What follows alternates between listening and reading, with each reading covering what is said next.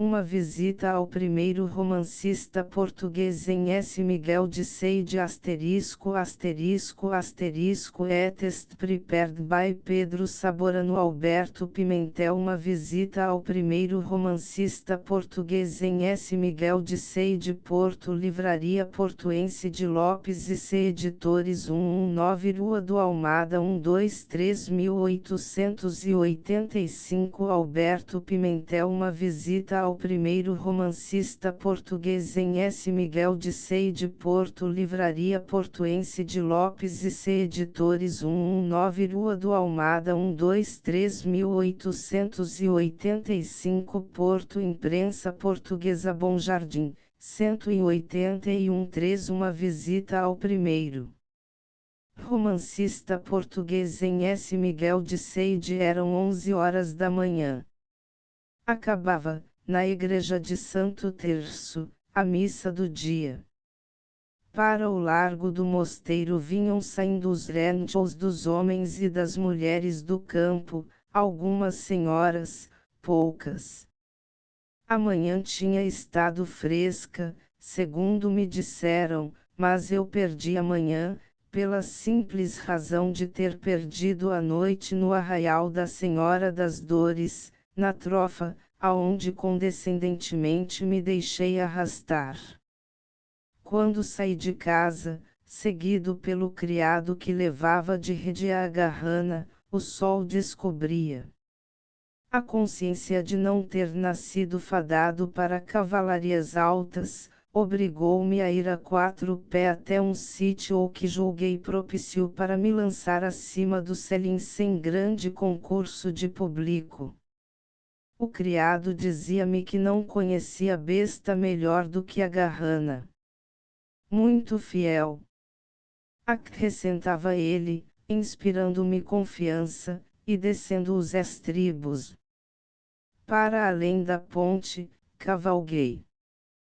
Pareceu-me que efetivamente a agarrana tinha apreciáveis prendas de caráter, entreguei-me à sua lealdade, e posso asseverar que não foi desmentida, durante todo o dia, por nenhum incidente desagradável.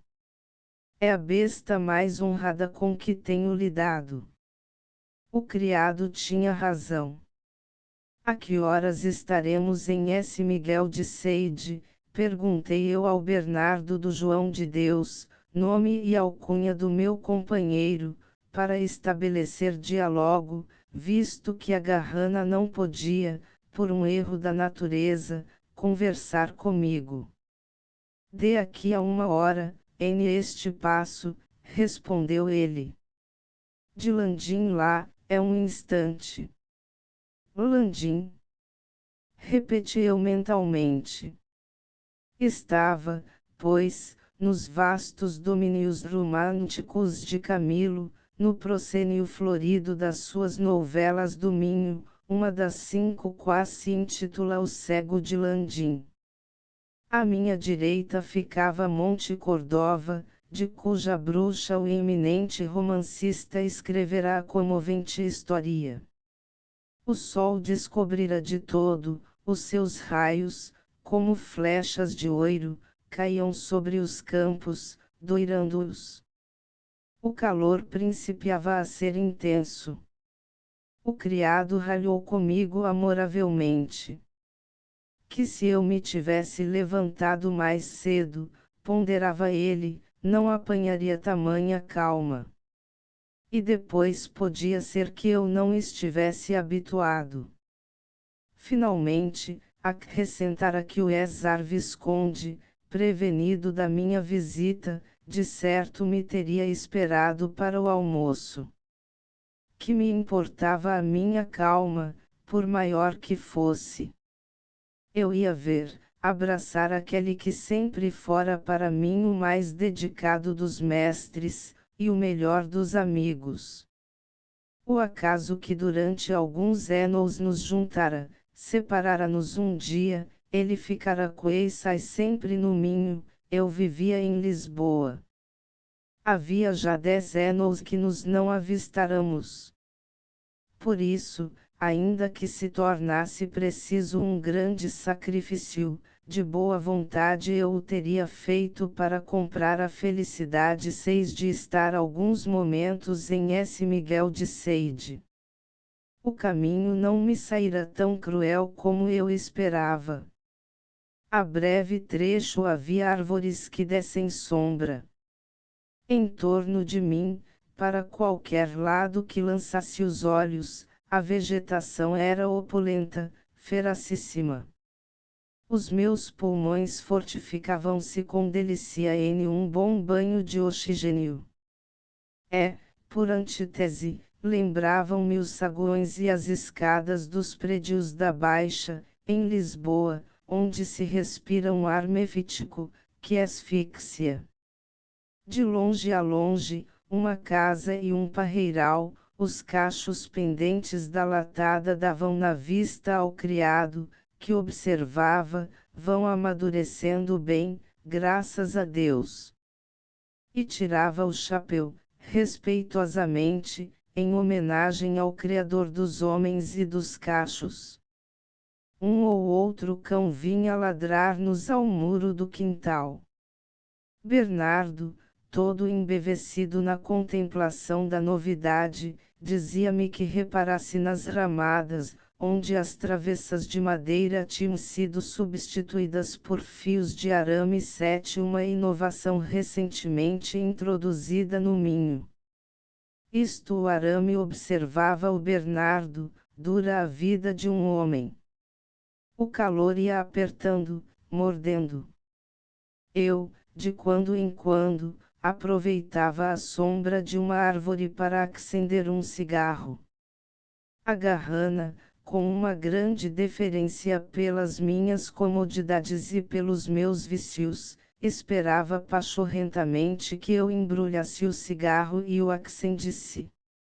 Eu, em compensação, para ser grato, sacudia-lhe as moscas com a ponta da vergasta. E não se pense que me custava pouco esta retribuição amável da minha parte, as moscas, enxotadas da Garrana, vinham para mim. Uma mordiu-me no pescoço com a mesma gana com que o teria feito a cavalgadura, em igual sítio. Confundiu-nos. O diabo da mosca. O Bernardo pedira licença para despir a jaqueta. Já não podia aguentar-a com o calor, às vezes tirava o chapéu, e limpava-se. A sua cara escorria ressumbrações de suor. Não obstante, o Bernardo acompanhava a Garrana com o seu passo largo e firme, de caminheiro intrépido e experimentado. Eu disse-lhe que sentia haver-lhe dado incômodo em 2 dias consecutivos, porque na véspera fora ele de Santo Terço a Seide, por ordem minha, com uma carta para o Visconde de Correia Botelho, a fim de me certificar de que o encontraria no dia seguinte. Isto não é nada, respondeu o Bernardo. Pelo S. Tiago fui ao Porto e vim, no mesmo dia. E com o corpo lançado para diante, meneando os braços em uma oscilação de pêndulo, continuava a acompanhar intrepidamente a Garrana, não suando menos do que ela. Ele ia me nomeando os sítios por que passávamos, isto aqui é a fonte da Galega. E mais adiante, isto aqui é a Igreja da Lama. Uma freguesia pequenita. Eu perguntava, Landim ainda fica muito longe? Não, senhor, é ali adiante. Para me distrair, por conhecer que eu tinha pressa de chegar, armava conversa 9 ontem, quando vim trazer a carta ao Ezar Visconde, topei perto de Landim uma grande bicha. Uma cobra. Pois é mesmo. Tomava toda a largura da estrada. Eu não gosto de encontrar aquelas bichas. Não trazia nada comigo, por isso parei para a deixar passar. Ela viu-o. Ela viu-me, mas foi-se andando. Enfiou por entre umas pedras da parede, e desapareceu. E após um breve silêncio, estes bichinhos, dissera o Bernardo apontando para o chão, onde um formigueiro enorme mourejava, não são tão maldosos. A bem dizer, tirante a alma, fé os Deus mais amigos do trabalho do que alguns homens. Parei a garrana, e olhei. Era uma aluvião de formigas que punha uma nódoa preta e ondulante à orla da valeta. Ainda na véspera, estando eu junto à estação de Vizela, à espera do comboio que devia descer de Guimarães, tinha sido impressionado por uma destas obscuras chinas de realismo campestre em que os pequenos insectos avultam na grandeza da sua humildade. Fora também uma formiga o protagonista silencioso desse rápido drama, em que eu figurei de comparsa e em que fiquei pensando o bastante para extrair dele o elevado ensinamento, que agradeci à natureza, visto que tendo de esperar alguns momentos, julguei que nada poderia haver ali que os ocupasse utilmente. E enquanto o comboio não chegava, uma série de pensamentos imprevistos fora alinhando simetricamente no meu espírito e acolchetando-se, pensamento a pensamento, pela atração misteriosa da consonância. Esses versos, que só timo marito e único da espontaneidade casual, inspirados e principiados junto à estação de Vizela, eram horas depois concluídos, posto que não limados. Como recordação da minha viagem ao Minho, cujo fim principal fora a visita à quinta de S. Miguel de Seide, tomo a liberdade de oferecer-os a Ardeana Augusto Plácido, como rústica oblata deposta por um romeiro sincero no altar da amizade antiga. Intitulam-se 11 A Formiga ó. Que grande cobardia esta em que eu ia caindo! Pobre formiga, fugia. Com que pressa ia fugindo toda cheia de canseira, por haver roubado da eira de loiro trigo um só bago. E eu de entretido que ia por um tris que a não esmago. Sem querer, era cobarde. Mas juro por minha fé que passava mal a tarde se lhe tenho posto o pé. Que a formiga é tão activa, tão mansa e laboriosa, do seu trabalho captiva, do seu viver cuidadosa. Passa e não deixa um vestígio. Não mancha as folhas da rosa. Chega mesmo a ser prodígio que um tão pequenino insecto que se arrasta aos pés da gente, trabalhe tão diligente, tão delicado e discreto. Há insectos bem maiores que vivem na mandríace, são panrês, são mandriões, e dizem com os seus botões que o trabalhar é tolice doce e a cigarra é cantadeira, não faz nada a descuidosa. Por mais que a gente a condemne. Até o bom Lafontaine lá lhe chamou preguiçosa. Nem assim se envergonhou. Vive ainda entregue à cantiga. Canta, cantará, cantou. E talvez até que diga vendo a formiga cansada, tão activa e carregada, ora a tola da formiga.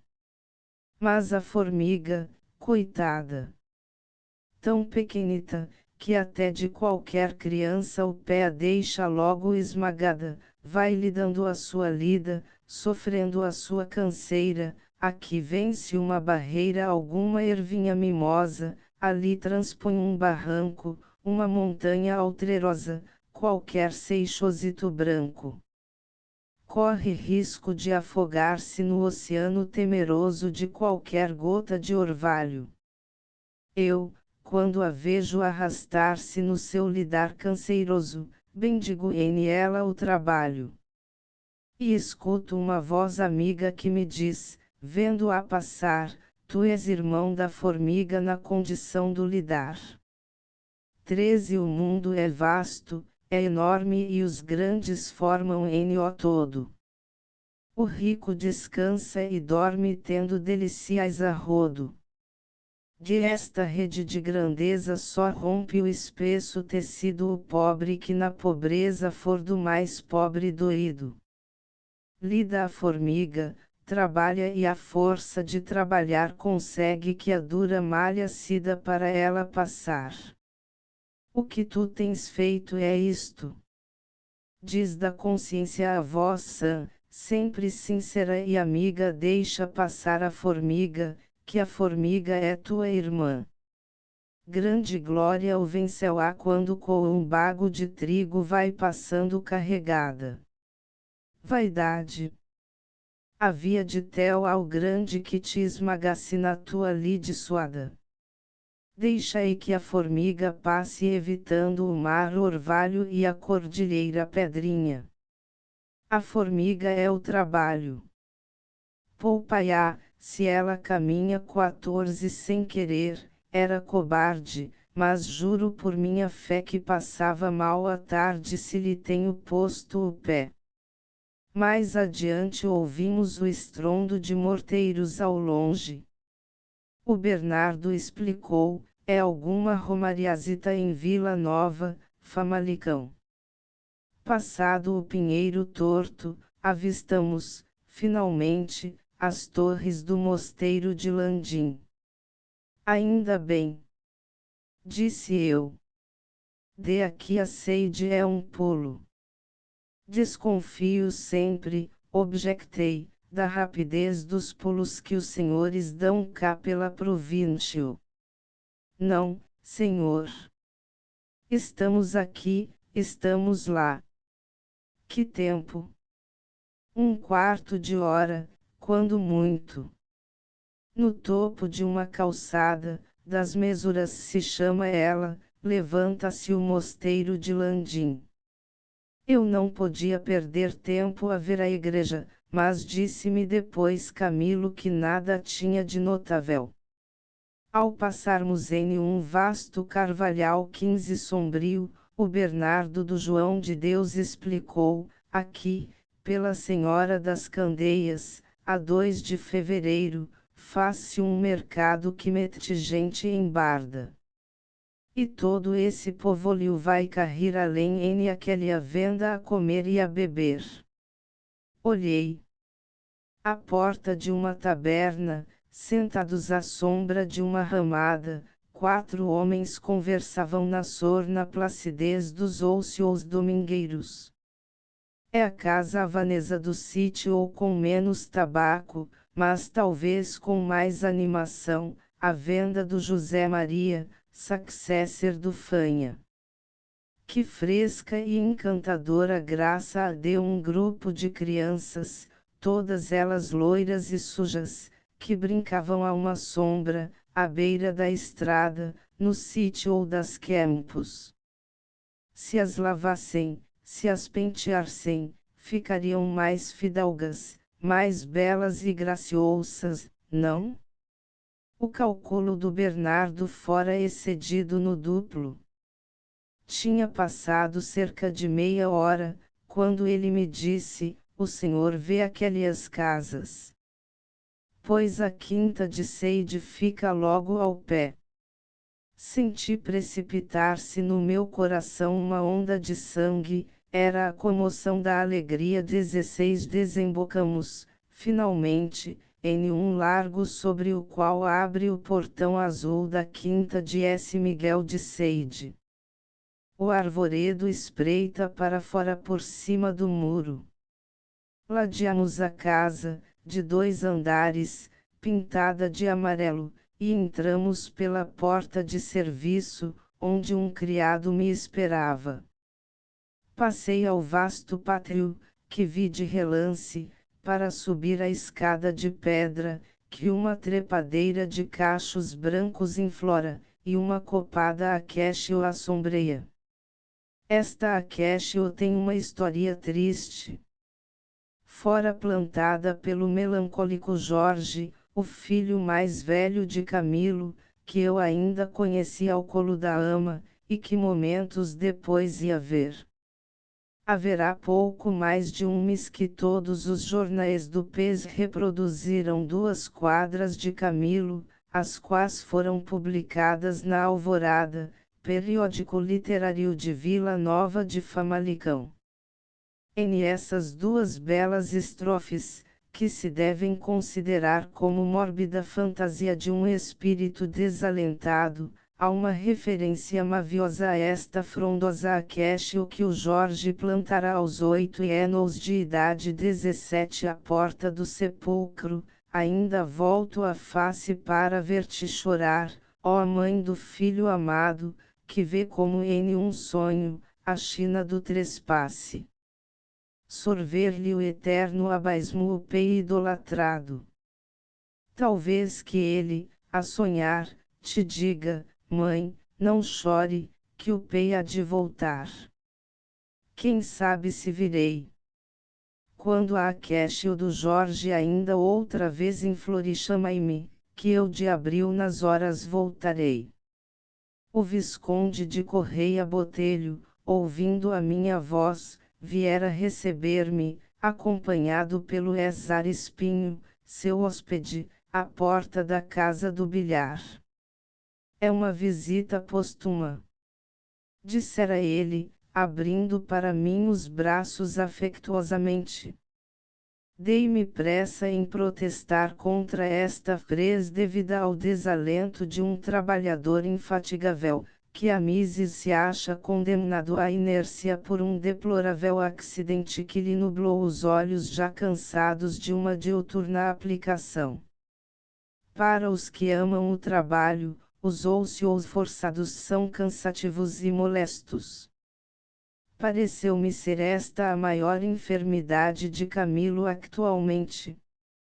Se ele pudesse trabalhar, escrever um dos seus belos romances em 15 dias, como tantas vezes fizera 18, se conseguisse por esse meio arrancar-se a intuscepção meditativa em que o seu espírito se concentra, tel-o-íamos de novo forte na sua fraqueza, robusto no seu cansaço. Mas uma pertinaz neblina teima em enevoar-lhe a visão, é de esperar porém que a medicina consiga debelar este incômodo e restituir o eminente romancista à sua banca do trabalho, que lá está saudosa no escritório de Seide, recordando a quem a vê que nem menos de 52 romances foram escritos ali. Ao lado de Camilo, compartilhando os seus sofrimentos com uma dedicação heróica, acompanhando-o com uma solicitude extremosa de carinhos, destaca o vulto escultural de essa inteligente e formosa senhora que tão bem soube compreender a grande alma de Camilo nas sublimes melancolias dos seus dias nablodos e nas vibrantes alegrias dos seus dias ridentes. Jorge, o filho mais velho de Camilo, é um espírito dado a vagas tristezas, mas através de um véu de lágrimas, que às vezes lhe marejam nos olhos e nas palavras, descobre-se um talento omnímodo, rico especialmente 19 de aptidões artísticas. Jorge é poeta, é prosador, é músico e desenhista. Eu devo-lhe a amabilidade de me ter oferecido muitos dos esboços que enchem a sua pasta, alguns deles tinham subido valor, porque são o retrato a crayon dos personagens criados por seu Peino Eusébio ou Macário, o Fístula, o Barão do Rabassal, o Abade de S. Tiago de Faia, a Troncha, o próprio Eusébio.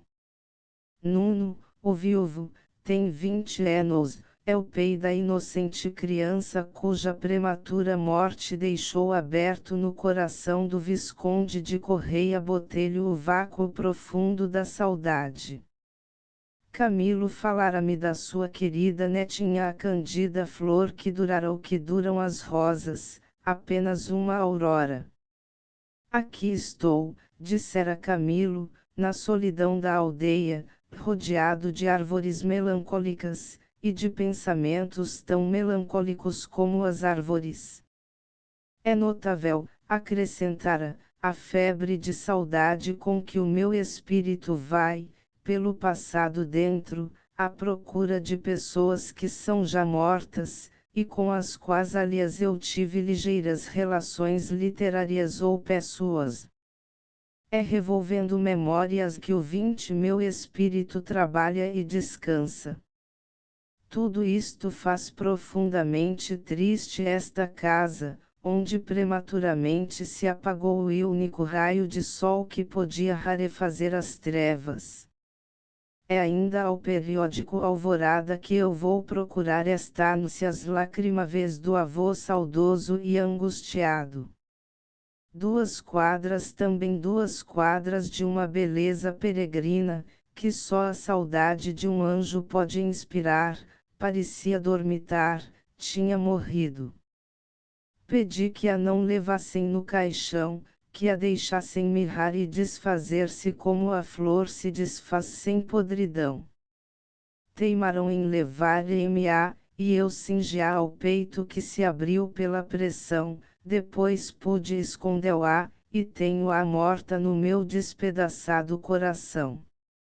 Aproveitei o ensejo de dizer-lhe, para os que nunca deixaram de o ler, e o sabem compreender, meu bom amigo, não passa despercebido esse novo caudal de sentimento que dá aos seus escritos mais recentes o encanto dolorido de uma saudade vaga e vaporosa como um subtil aroma que se derrama pelo ambiente da 21 memória.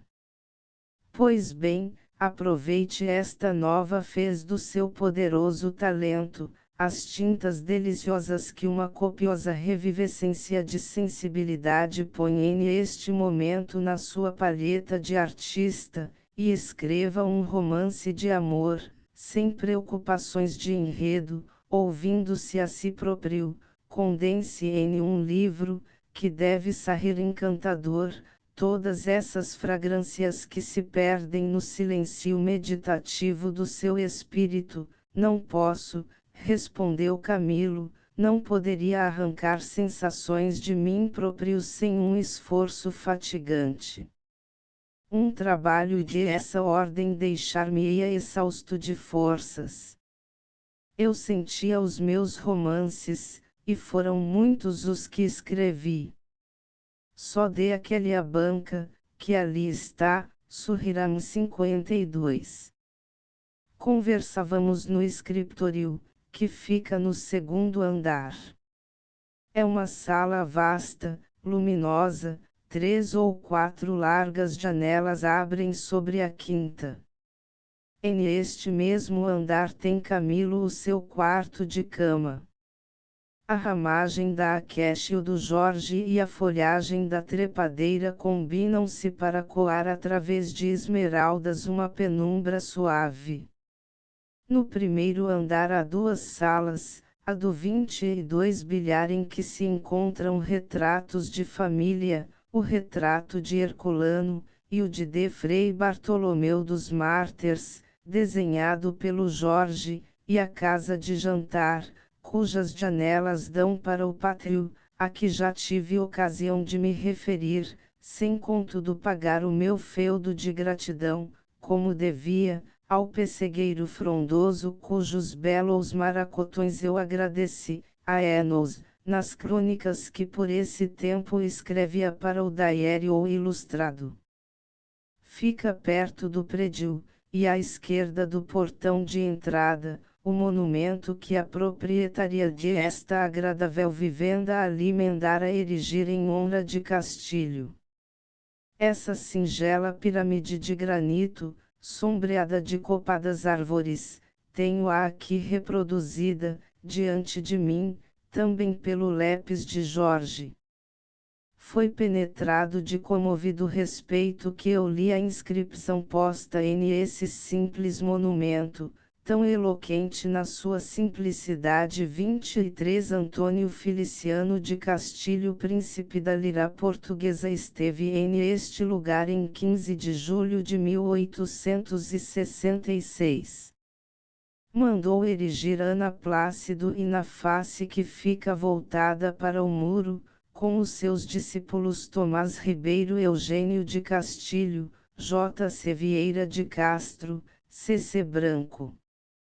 Castilho assistiu à inauguração do seu próprio monumento, e os filhos de Camilo 24, então duas crianças, ofereceram ao poeta venerando, em seu nome, a coroa poética que para essa comovente festa de família entretecerá a lira entusiástica de Tomás Ribeiro. Por entre cantos e flores chegaste, rei da poesia, como um clarão de alegria jorrando em mansão de amores. Onde há rei, há sceptro e sólio. Rei, vimos trazer-te a Serroa. Tens maior corte em Lisboa, não tens melhor Capitólio. Somos de tracos robustos os loiros, os tenros gomos. Das flores surgirão pomos. Se Deus regar os arbastos. Porque és grande, hão de os vindoiros dar-te a sagração dos himnos, porque és bom para os meninos, toma esta serroa de loiros. Nossa serroa e nossas flores guarda em saudosa memória, o monumento é da glória, a serroa é só dos amores. 25 Vis partir. Leva-a contigo, e jura por teus carinhos que, em nós já sendo homenzinhos, serás nosso mestre e amigo. Que de recordações melancólicas a inscrição do monumento e os versos de Tomás Ribeiro fizeram acordar na minha alma. Castilho, o poeta ali coroado em aquela apoteose tão modesta e tão gloriosa, viu eu descer ao seio da terra, que ele tanto amava no seu panteísmo intuitivo de cego Ariolo ao cair de uma tarde serena e triste, no cemitério dos prazeres, em Lisboa. Rodrigues Cordeiro, com a voz entrecortada de lágrimas e soluços, dissera-lhe, em nome de todos aqueles que o amavam como mestre e amigo, o extremo adeus. Depois, a pedra do jazigo cerrou-se, a barreira da eternidade ergueu-se. A noite descia lentamente. As crianças das escolas da capital, que tinham ido acompanhar ao cemitério o cadáver de aquele que para elas inventara o método repentino, de aquele que as ensinará a gorjear o alfabeto, porque Castilho 26 reconhecera que os pequenos precisam ser educados como se foram passaros as crianças, dizia eu, tendo mais a intuição do que a consciência da perda enorme que acabavam de sofrer, retiravam arregimentadas, duas a duas, em longas filas, com os olhos no chão, em um silêncio triste e em um passo cadenciado. Pouco tempo antes, e em mais de uma noite, eu acompanhara Castilho ao camarote N graus 19 do Teatro de D. Maria durante as representações do Tartufo. Logo que o pé não caia, desciamos ao palco a passar os intervalos no camarim do Hector Santos, que o Visconde de Castilho muito apreciava. Castilho, um morto. Santos, um cego. Estas magoadas recordações travam-se no meu espírito como os elos de uma cadeia de saudades que o confrangem. Eugênio de Castilho nunca o vi, está algemado ao leito há muitos anos. Mas corresponde-me com ele por intermédio de seu pai, do Porto para Lisboa, quando empreendeu publicar um jornalzinho literário, que me parece ter se chamado A Folha dos Curiosos, e me pedia versos que eu lhe mandava, orgulhoso do pedido. 27 Vieira do Castro, talvez o mais desgraçado de todos, conheci-o pela primeira vez no Porto, na sala da Sociedade Pétrea e Família, durante um sarau literário em que eu ousei, na sua presença, e na de todo um auditório muito selecto, recitar um pequeno discurso que há recorre impresso entre a minha insignificante bagagem de escritor. Ele habitava nesse tempo o antigo mosteiro de Moreira, a 2 passos do Porto, e publicava o opúsculo A República. Era casado e feliz. Chamava-se-lhe então o primeiro orador português, successor de José Estevão. Tinha sido deputado, creio mesmo que o era. Seria ministro de qualquer pasta no dia seguinte. E quando todos esperavam vê-lo chegar aos conselhos da coroa, vimos-o partir para o degredo, depois de haver tropeçado no cadáver da esposa que assassinara. O desgraçado assistirá à sua própria queda, que fora das mais estrondosas em que a curiosidade pública se tem cevado. O meu tema, as flores, era um pretexto para falar do amor. Procurei provar, com mais imaginação do que ciência, que 28 as flores se entendiam amorosamente como as almas. As senhoras aplaudiam. Os homens sorriam. Vieira de Castro, sempre poeta, abraçara-me. E eu, no dia seguinte, dei uma péssima lição em botânica elementar ao professor Almeida Pinto, do Liceu. Os filhos de Camilo foram homenzinhos, segundo a frase de Tomás Ribeiro. Hoje são homens. Mas Castilho já lhes não alcançara o penujar do buço. E se ele vivesse ainda, talvez que o melancólico Jorge, concentrado e sonhador, entende-se melhor do que ninguém, por os amigos silêncios da lua, em S. Miguel de Sade, alguma trova do amor e melancolia que o poeta Castilho viesse de Lisboa ali recitar em aquelas sambras plotidas que aprenderam a venerar o seu nome em torno do monumento singelo. Tomás Ribeiro, o eloquente intérprete dos filhos de Camilo na áurea cortesia literária que Castilho encontrara em S. Miguel de Sade, em 1885 como era 1866 um poeta cuja inspiração roça as asas pela lagoa sombria da política sem afundar-se, do mesmo modo que as andorinhas, pelas 30 calmas da canícula, esvoação sobre a corrente de um rio sem mergulhar. Logo que pôde desbragar-se de uma pasta, respira em verso. Neste momento está saboreando o gozo da liberdade literária no seu periódico As Repúblicas, em que os relâmpagos da poesia rasgam luminosamente o horizonte caliginoso do artigo de fundo. Não contente de poetar ele próprio, apadrinhou o alvitre de abrir oiteiro semanal onde versejadores adventícios concorram a glosar trovas populares, como esta: vi-te sair mar em fora, segui, olhando esse mar, porque me disseste espera. Se não tinhas de voltar. E o mais é que, pelo prestígio da sua autoridade, consegue tentar aqueles mesmos que, na milícia de Apolo, estão relegados à segunda reserva. Tentei-me eu, e sou desses.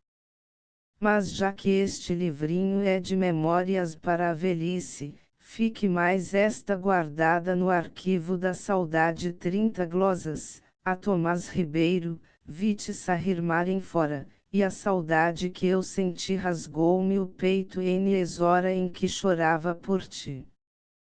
A ausência tem tantas mágoas, tão sofrida heroicidade, tanto resiste quem chora, que eu pus os olhos nas éguas e, sem morrer de saudade, vi-te sair mar em fora. Seguei olhando esse mar pleito de ondas e de abrolhos.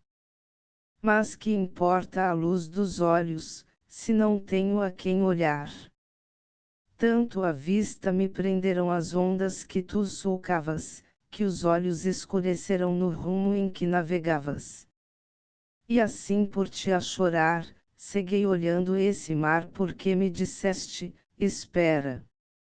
Na hora extrema, derradeira, se já veio a primavera, se já floriu a amendoeira, e tu não voltaste ainda. Se este mal era sem cura, se tinha de ser enfim da dor que me dilacera, a ausência que me tortura, porque me disseste, espera. 31 Se não tinhas de voltar, melhor eu morresse ele, que mais valia acabar, que ter de viver sem ti. Não há força que resista à dor que nunca descansa. Tivesse eu perdido a vista, mas não perdesse a esperança. Bem feliz acabaria ele, à beira do mar, se soubesse o que seria, se não tinhas de voltar. Às 4 horas da tarde, a amabilíssima autora da luz coada por ferros perguntava-me se eu, sacrificando os meus hábitos lisbonenses, seria capaz de jantar àquela hora. Em Seide, respondera Camilo, janta-se sempre. Fomos para a mesa, em cujo pleto verdejavam as frutas mais escolhidas da quinta, e em cujo ambiente os acipipes suculentos de uma boa cozinha de Província opunham os aromas de um excelente jantar. Camilo estivera silencioso durante alguns momentos. Mas eu procurara envolvê-lo na conversação. Falava-se dos seus romances. É difícil escolher o melhor entre os bons, mas eu pretendi negar a primazia do romance de um homem rico, por 32 saber, desde muito tempo, que Camilo o prefere ao amor de perdição. Todos nós desejávamos fazê-lo interessar pelo assunto. Foi pois em defesa do amor de perdição que eu pugnei. O amor de perdição, observara finalmente Camilo, tem lacunas que eu próprio reconheci, e não quis preencher. Disse-o por essa ocasião ao Dr. Marcelino de Matos. Mas o meu propósito foi não alterar a veracidade dos acontecimentos que se encadeavam na dramática biografia de meu tio Simão Botelho. Escrevi sobre a tradição, respeitando-a como um evangelho de família. No romance de um homem rico tive um ponto de vista artístico, planeei e arquitectei, colori em vez de fotografar. Eis aqui a razão da minha preferência dada ao romance de um homem rico sobre o amor de perdição. Não me dispensei contudo de recordar a profunda impressão que este último romance produzira em todos os corações moços de aquele tempo ou nos que pelo amor rejuvenesciam. Desvelavam-se as noites na febre da leitura, e reliam-se as páginas mais sentimentais nas horas de namorada 33 tristeza. Cada qual pedia para si a coroa de espinhos de Simão Botelho, de Teresa ou de Mariana, a auréola da poesia nas angústias do amor. Amar é sofrer. E aquele livro falava pelos que sofriam. Se a tua dor te aflige, fez de ela um poema, disse Goethe. Ora, aquele romance de Camilo era o poema em que se fundiam as dores de todas as almas excruciadas pelo amor, era o romance de três, e o poema de todos. No recolhimento das órfãs, a S. Lázaro, uma das pobres meninas ali encarceradas entre as grades de ferro que nos altamozenos foram sensatamente arrancadas, lia o amor de perdição, a ocultas da regente, entreabrindo a gaveta da sua cômoda apenas o bastante para alcançar com a vista o espaço de uma página. Lia de pé, e fechava com sobressalto a gaveta quando sentia passos. O livro nunca foi surpreendido, mas as lágrimas que a leitura originava, muitas vezes o foram. A regente, de Maria das Dores, via chorosos os olhos da menina, e perguntava-lhe por que chorava. É que estou triste, respondia a educanda 34, mas as tristezas dava LH a leitura fortuita do romance de Camilo. Favorece-me na apologia do amor de perdição o voto autorizado da inteligente e ilustrada dona da casa, que depois nos recordou a beleza do romance O Esqueleto. Eu citei por minha vez A Agulha em Palheiro, e A Sereia, romance que tem para mim um valor especial, porque reúne para a minha saudade os nomes de Camilo Castelo Branco e José Gomes Monteiro. O primeiro capítulo é baseado sobre um artigo de Monteiro acerca do antigo Teatro Lírico do Porto, no Corpo da Guarda. Acresce que o meu exemplar da Sereia tem uma história curiosa. Na capa, sobre o título, há uma pequena mancha de tinta, que tomou a forma caprichosa de um polígono extra-lodo. Um dia, sem que eu soubesse como, desapareceu-me da estante, foram baldados todos os esforços para encontrá-lo no meu escritório. Querendo preencher a falta da sereia na coleção das obras de Camilo, resolvi-me a comprar um novo exemplar. Mas a suspeita de ter sido roubado, fazia com que eu relanceasse a vista por todos os romances portugueses 34 que encontrava à venda nas lojas de livros em segunda mão. Passaram meses, e um dia, em uma de essas lojas, na Rua Augusta, encontrei um exemplar da Sereia. Tirei-o da estante, era o meu. Na capa amarela, sobre o título, o polígono extra-lodo, o borrão. Perguntei quanto custava. 300 réis, respondeu o alfarrabista. Paguei sem discutir. Depois de ter pago, perguntei-lhe, lembrasse de quem lhe vendeu este livro. O alfarrabista quedou-se a evocar as suas recordações. Mas devo supor que não pôde lembrar-se. Depois de jantar, viemos sentar-nos nos bancos do pátio. A tarde estava serena, as folhas das árvores imóveis. O Visconde de Correia Botelho, fumando o seu charuto, conversava animado. Lembrei-lhe que fosse passar o inverno em Lisboa, entre os muitos amigos e admiradores que ali tem. O clima, menos rigoroso que o do norte, deve convir aos seus padecimentos. Camilo não repeliu o alvitre. Mas o projeto de viagem ficou para a segunda leitura, quando 35 eu voltasse a Seide para despedir-me.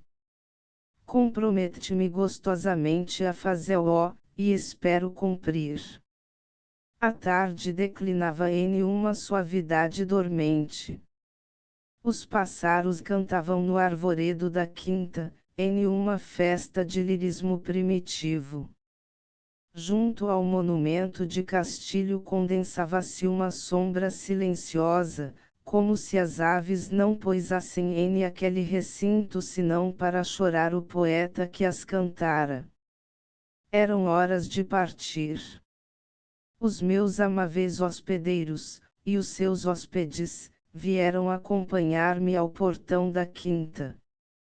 O Visconde procurara apoio no meu braço, ao passo que a ex-ardeana Plácido colhia para mim algumas flores do seu jardim, recordação inestimável da minha visita a Seide.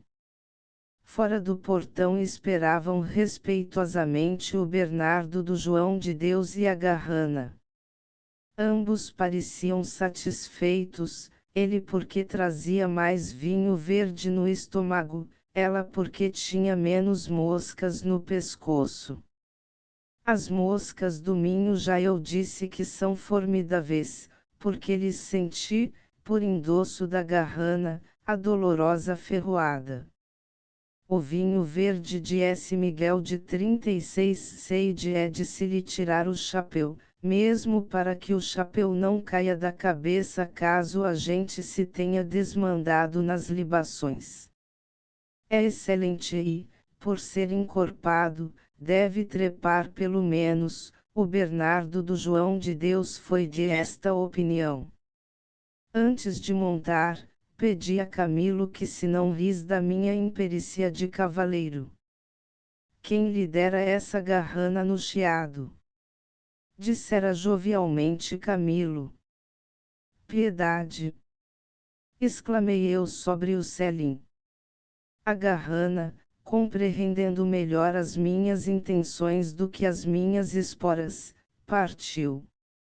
Eu parti com ela, e o Bernardo do João de Deus na alheta de ambos. Em Landim, na venda do José Maria, conversavam os mesmos 4 homens. De algumas casas subia placidamente o fumo do lar accesso para a ceia. Em outras, ouvia-se falar mulheres, chorar crianças. Alguma cabeça loira, sentindo os passos da garrana, vinha espreitar a janela. Pouco adiante das campos, 2 bois corpulentos, largamente armados, pastavam em liberdade, com o ar de estarem já bem fartos de passigo 38. À medida que nos aproximávamos de Santo Terço, íamos encontrando os renchos dos romeiros que voltavam do arraial da Trofa. A viola minhota, choleira e folgazã, cadenciava a caminhada em um andamento militar, como os rufos de um tambor regulam o passo largo e uníssono dos soldados de um destacamento em marcha. O tocador, pendida a cabeça sobre o peito, sacudia a mão direita fortemente pelas cordas, em um repinicado estrídulo. O caminho de ferro de Bolgado aliviara os romeiros da fadiga da jornada. Iam frescos como se tivessem bebido menos e descansado mais. Que diriam os benedictinos de Santo Terço se pudessem ressuscitar, e, debruçados no muro da cerca, vissem desenrolar-se por sobre o arvoredo fronteiro a pluma ondulante do fumo da locomotiva. Elas viveram ali entrincheirados entre a vila, que engrandeciam, e o rio, que os deliciava. De um lado, as moçoilas carnudas e carnaes, do outro, os rouxinoes devaneadores da beira d'água. De portas adentro, a cozinha e o coro. Tudo aquilo 39 era deles, os frades, senhores suzeranos das localidades que povoavam direta e indiretamente. O caminho de ferro é um invasor audacioso, que passa esmagando e rompendo. Os frades, se agora pudessem ouvir-lhe o silvo triunfal, gritariam adie ao rei contra o progresso, apitariam contra a máquina a vapor. No relógio dos destinos humanos há uma hora providencialmente marcada para tudo o que principia e acaba. De modo que, por uma sabia organização superior à nossa inteligência, tudo principia e acaba quando deve principiar e acabar. Ao frade que comboiava as almas para o céu, sucedeu oportunamente a locomotora que passa comboiando passageiros para Guimarães. Deus é grande. Era noite fechada quando entrei em Santo Terço. Valeu-me a escuridão ao desprimor da gineta. Não havia espectadores, e a garrana alargava o passo, contente de se ver perto de casa. Apeei, entregando a chibata ao Bernardo do João de Deus, que me perguntou, e que tal, a garrana? Não dizia eu que era segura, 40 mais seguro do que isto, respondi, só o Banco de Portugal. Ele não entendeu, por isso, riu. E eu recolhi-me com as gretas recordações de esse dia agradabilíssimo que passei na quinta de S. Miguel de Seide, sob o tecto hospitaleiro do primeiro romancista português, entre pessoas queridas, e memórias saudosas de que tanto havíamos falado. Santo Terço, 21 de agosto de 1885. Alberto Pimentel. Livraria Portuense e Papelaria de Lopes e C. Sucessores de Clavel e C. Editores 119 Rua do Almada 123 Porto Alberto Pimentel, no Prelo, Senhor de Miguel e a sua vida e o seu tempo. Rainha sem reino Estudo histórico do século XV. Idílios dos Reis Poema. Júlio Lourenço Pinto Estética Naturalista Estudos Críticos, um volume nitidamente impresso em magnífico papel, R$ 700. Ernesto Pinto de Almeida O Sonho de Camões Poema Póstumo, edição de luxo. Não desmentindo em nada a glória e o merecimento literário do falecido poeta portuense Ernesto Pinto de Almeida, antes vem agora este poema dar-nos uma medida maior do seu estro poético, um volume nitidamente impresso, R$ 300. Narciso José de Moraes Manual de Citações Camonianas Indicador utilíssimo dos melhores conceitos e aforismos do sublime cantor, Luís de Camões, indispensável ao estudante e ao novel escritor português, um volume, R$ 200. Alberto Correia Trêmulos um livro de primorosos versos, com o retrato do autor, edição de luxo, um volume brochado, R$ 500. Envia-se franco de porte pelo correio. J. Leite de Vasconcelos Baladas do Ocidente um volume brochado, R$ 500. Preço: R$ 200. End of the Project Gutenberg e-book Uma visita ao primeiro romancista português em S. Miguel de Seide Update de editions will replace the previous one the old editions will be renamed. Creating the works from print editions not protected by US copyright law means that no one owns a United States copyright in these works, so the foundation, and you, can copy and distribute it in the United States without permission and without paying copyright royalties.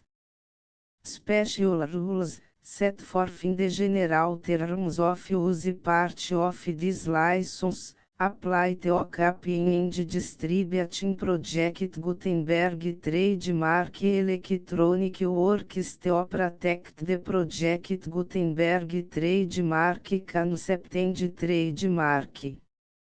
Project Gutenberg is a registered trademark, and may not be used if you charge for an e-book, except by following the terms of the trademark license, including paying royalties for use of the Project Gutenberg trademark. If you do not charge anything for copies of this ebook, complying with the trademark license is very easy. You may use this ebook for nearly any purpose such as creation of derivative works, reports, performances and research. Project Gutenberg ebooks may be modified and printed and given away. You may do practically anything in the United States with ebooks not protected by US copyright law. Redistribution is subject to the trademark license, especially commercial redistribution. Start.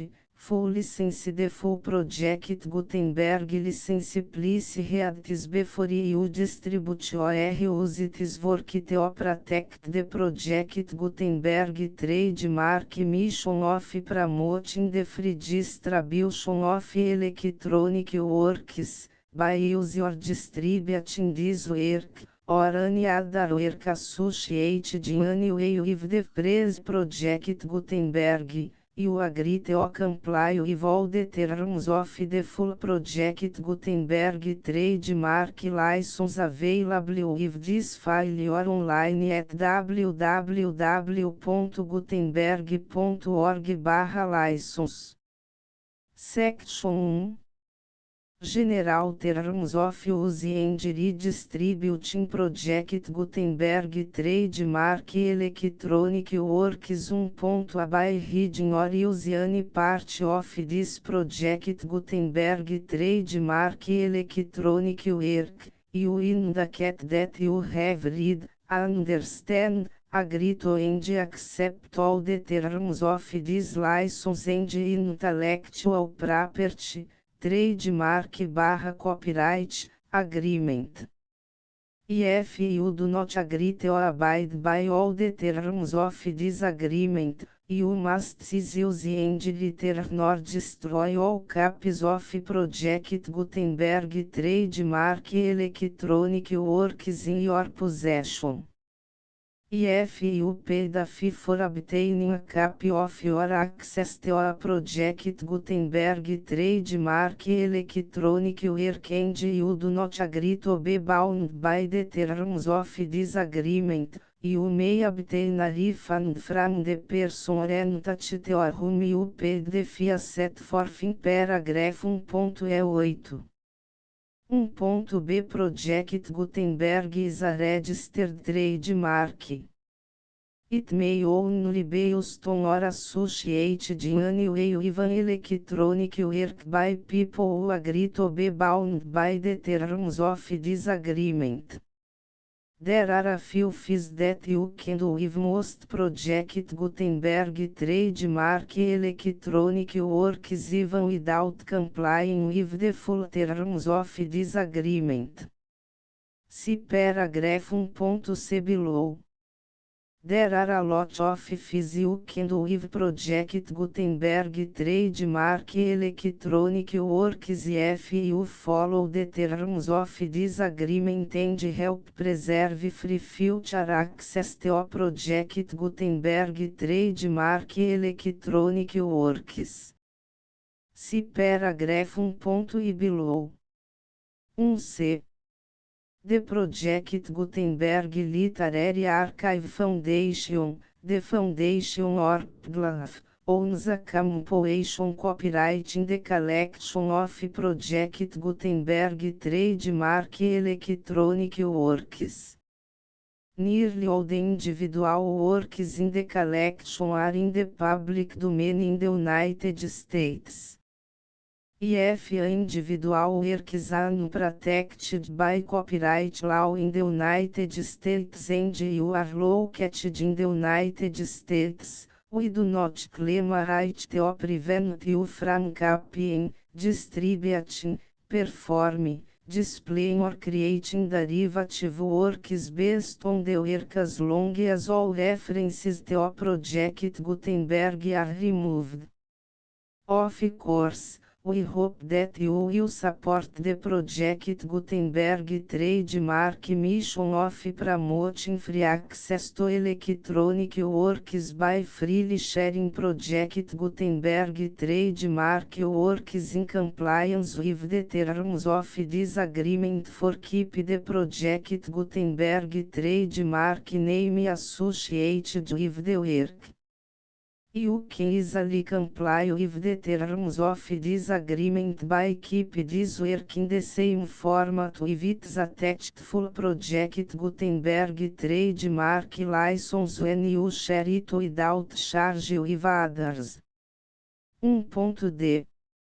The copyright laws of the place where you are located also govern what you can do with this work. Copyright laws in most countries are in a constant state of change. If you are outside the United States, check the laws of your country in addition to the terms of this agreement before downloading, copying, displaying, performing, distributing or creating derivative works based on this work or any other project Gutenberg trademark work. The Foundation makes no representations concerning the copyright status of any work in any country other than the United States. 1.e Unless you have removed all references to project Gutenberg, 1.e1. The following sentence, with active links to, or other immediate access to, the full project Gutenberg trademark license must appear permanently whenever any copy of a project Gutenberg trademark work, anywhere con which the phrase project Gutenberg appears, or with which the phrase project Gutenberg is associated, is accessed, displayed, performed, viewed, copied or distributed. This e-book is for the use of anyone anywhere in the United States and most other parts of the world at no cost and with almost no restrictions whatsoever. You may copy it, give it away or reuse it under the terms of the project Gutenberg license included with this e-book or online at www.gutenberg.org. If you are not located in the United States, you will have to check the laws of the country where you are located before use this e-book. 1.e2. If a individual project Gutenberg trademark electronic works derived from texts not protected by US copyright law, does not contain a notice indicating that it is posted with permission of the copyright holder, the work can be copied and distributed to anyone in the United States without paying any fees or charges. If you are redistributing or providing access to a work with the phrase project Gutenberg associated with or appearing on the work, you must comply either with the requirements of paragraphs 1.e1 through 1.e7 or obtain permission for the use of the work and the project Gutenberg trademark as set forth in paragraphs 1.e8 or 1.e9. 1.e3. If a individual project Gutenberg trademark electronic works posted with the permission of the copyright holder, your use and distribution must comply with both paragraphs 1.e1 through 1.e7 and any additional terms imposed by the copyright holder. Additional terms will be linked to the project Gutenberg trademark license for all works posted with the permission of the copyright holder found at the beginning of this work. 1.e4. Do not unrecord that or remove the full project Gutenberg trademark license terms from this work, or any files containing a part of this work or any other work associated with project Gutenberg trademark. 1.E5 Do not copy, display, perform, distribute or redistribute this electronic work, or any part of this electronic work, without permanently displaying the sentence set forth in paragraph 1.E1 effective links or immediate access to the full terms of the project Gutenberg trademark license. 1.E6 You may convert to and distribute this work in any binary, compressed, marked up, non-proprietary or proprietary form, including any word processing or hypertext form. However, if you provide access to or distribute copies of a project Gutenberg trademark work in a format other than plain vanilla ASCII or other format used in the official version posted on the official project Gutenberg trademark website, www.gutenberg.org fecha parênteses you must, at no additional cost, for expense to the user, provide a copy, a means of exporting a copy, or a means of obtaining a copy upon request, of the work in its original plain vanilla ASCII or other form. Any alternate format must include the full project Gutenberg trademark license as specified in paragraph 1.E1. 1.E7 Do not charge a fee for access to, viewing, displaying, performing, copying or distributing any project Gutenberg trademark works unless you comply with paragraph 1.E8 or 1.E9. 1.E8 You may charge a reasonable fee for copies of your providing access to or distributing project Gutenberg trademark electronic works provided that, item you pay a royalty fee of 20% of the gross profits you derive from the use of project Gutenberg trademark works calculated use the method you already use to calculate your applicable taxes. The fees owed to the owner of the project Gutenberg trademark, but he has agreed to donate royalties under this paragraph to the project Gutenberg Literary Archive Foundation.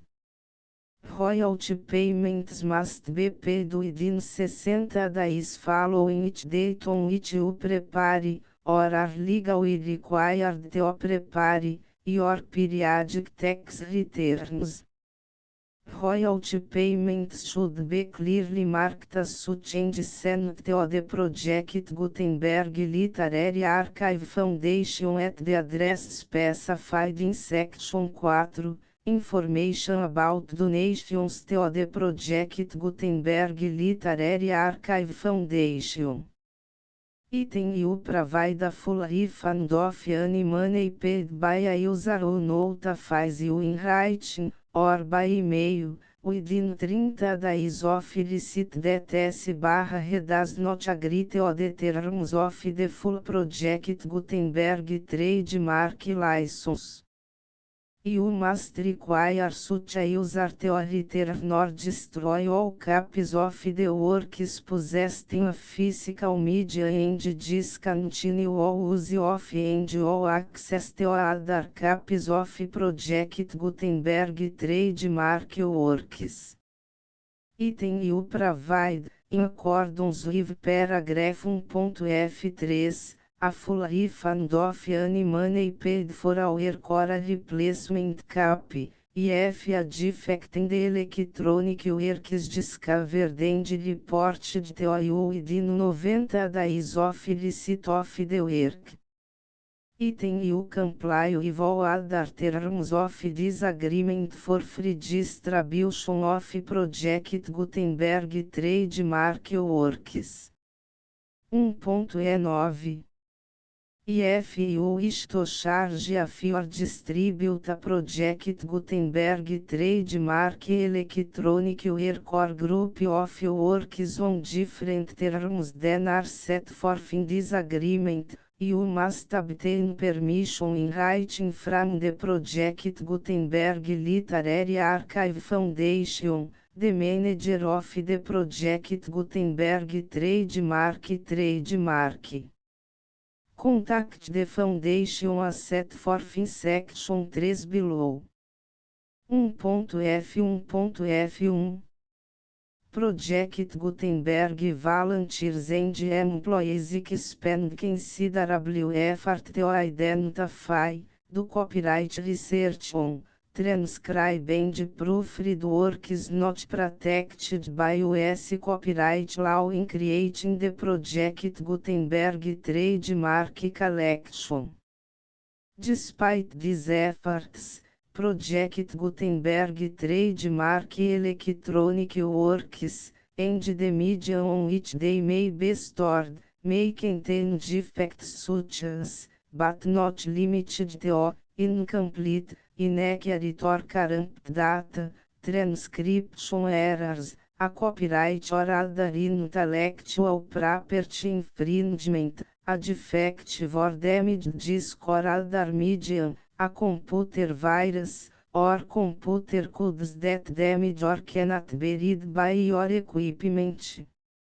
1.F2 Limited warranty, disclaimer of damages, except for the right of replacement or refund described in paragraph 1.F3, the Project Gutenberg Literary Archive Foundation, the owner of the Project Gutenberg trademark, and any other party distributing a Project Gutenberg trademark electronic work under this agreement, disclaim all liability to you for damages, costs and expenses, including legal fees. You agree that you have no remedies for negligence, strict liability, breach of warranty or breach of contract except as provided in paragraph 1.F3. You agree that the foundation, the trademark owner, and any distributor under this agreement will not be liable to you for actual, direct, indirect, consequential, punitive or incidental damages even if you give notice of the possibility of such damage.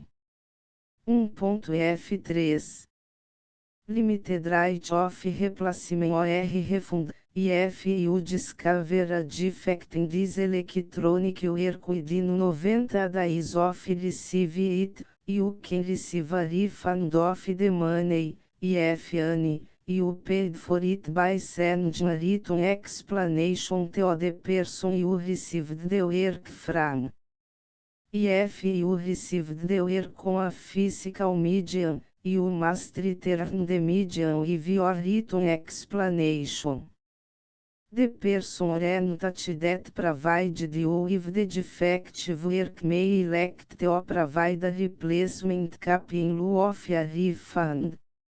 If you received the work electronically, the person or entity providing it to you may choose to give you a second opportunity to receive the work electronically in lieu of a refund. If the second copy is also defective, you may demand a refund in writing without further opportunities to fix the problem. 1.F4 Except for the limited right of replacement or refund set forth in paragraph 1.F3, this work is provided to you as is, with no other warranties of any kind, express or implied, including but not limited to warranties of merchantability or fitness for any purpose. 1.F5 Some states do not allow disclaimers of certain implied warranties or the exclusion or limitation of certain types of damages. If any disclaimer or limitation set forth in this agreement violates the law of the state applicable to this agreement, the agreement shall be interpreted to make the maximum disclaimer or limitation permitted by the applicable state law. The invalidity or unenforceability of any provision of this agreement shall not void the remaining provisions. 1.F6 Indemnity, you agree to indemnify and hold the foundation, the trademark owner, any agent or employee of the foundation, anyone providing copies of Project Gutenberg trademark electronic works in accordance with this agreement, and any volunteers associated with the production, promotion and distribution of Project Gutenberg trademark electronic works, harmless from all liability, costs and expenses, including legal fees, that arise directly or indirectly from any of the following which would or cause to occur. A. Distribution of this or any Project Gutenberg trademark work. B. Alteration, modification, or additions or deletions to any Project Gutenberg trademark work, and C. Any defect you cause. Section 2. Information about the mission of Project Gutenberg trademark. Project Gutenberg trademark is synonymous with the free distribution of electronic works in formats readable by the widest variety of computers, including obsolete, old, middle-aged and new computers. It exists because of the efforts of hundreds of volunteers and donations from people in all walks of life. Volunteers and financial support to provide volunteers with the assistance they need are critical to reach Project Gutenberg trademark goals and ensuring that the Project Gutenberg trademark collection will remain freely available for generations to come. Em 2001, the Project Gutenberg Literary Archive Foundation was created to provide a secure and permanent future for Project Gutenberg trademark and future generations. To learn more about the Project Gutenberg Literary Archive Foundation and how your efforts and donations can help, see sections 3 and 4 and the Foundation information page at www.gutenberg.org. Section 3. Information about the Project Gutenberg Literary Archive Foundation. The Project Gutenberg Literary Archive Foundation is a non-profit 501(c)(3) educational corporation organized under the laws of the State of Mississippi and granted tax-exempt status by the Internal Revenue Service. The Foundation Senhor Federal Tax Identification Number is 64-6221541. Contributions to the Project Gutenberg Literary Archive Foundation are tax deductible to the full extent permitted by U.S. federal laws and your state's laws. The Foundation's business office is located at 809 North 1500 West, Salt Lake City, UT 84.116, 8015961887. E-mail contact links and update contact information can be found at the Foundation's website and official page at www.gutenberg.org/contact section 4. Information about donations to the Project Gutenberg Literary Archive Foundation. Project Gutenberg trademark depends upon and cannot survive without widespread public support and donations to carry out its mission of increasing the number of public domain and licensed works that can be freely distributed in machine-readable form accessible by the widest array of equipment including outdated equipment. Many small donations, $1 to cifrão 5,000, are particularly important to maintaining tax-exempt status with the IRS. The foundation is committed to complying with the laws regulating charities and charitable donations in all 50 states of the United States. Compliance requirements are not uniform and it takes a considerable effort, much paperwork and manifest to meet and keep up with these requirements. We do not solicit donations in locations where we have not received written confirmation of compliance. To send donations or determine the status of compliance for any particular state, visit www.gutenberg.org/donate. While we can attend do not solicit contributions from states where we have not met the solicitation requirements, we know of no prohibition against accepting unsolicited donations from donors in such states who approach us with offers to donate. International donations are gratefully accepted, but we cannot make any statements concerning tax treatment of donations received from outside the United States. US laws alone swamp our small staff. Please check the Project Gutenberg web pages for current donation methods and addresses.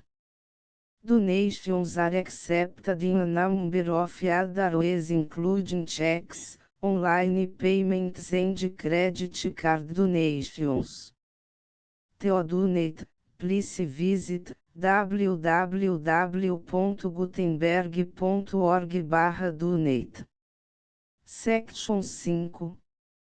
General Information about Project Gutenberg Trademark Electronic Works. Professor Michael S. Hart was the originator of the Project Gutenberg Trademark concept of a library of electronic works that could be freely shared with anyone.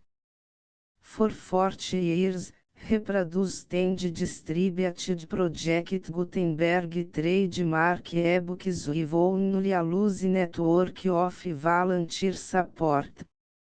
Project Gutenberg trademark ebooks are often created from several printed editions, all of which are confirmed as not protected by copyright in the US unless a copyright notice is included. Thus, we do not necessarily keep ebooks in compliance with any particular paper edition. Most people start at our website, which has the main page search facility, www.gutenberg.org. This website includes information about Project Gutenberg trademark, including how to make donations to the Project Gutenberg Literary Archive Foundation, how to help produce our new ebooks, and how to subscribe to our email newsletter to hear about new ebooks. The full project Gutenberg license.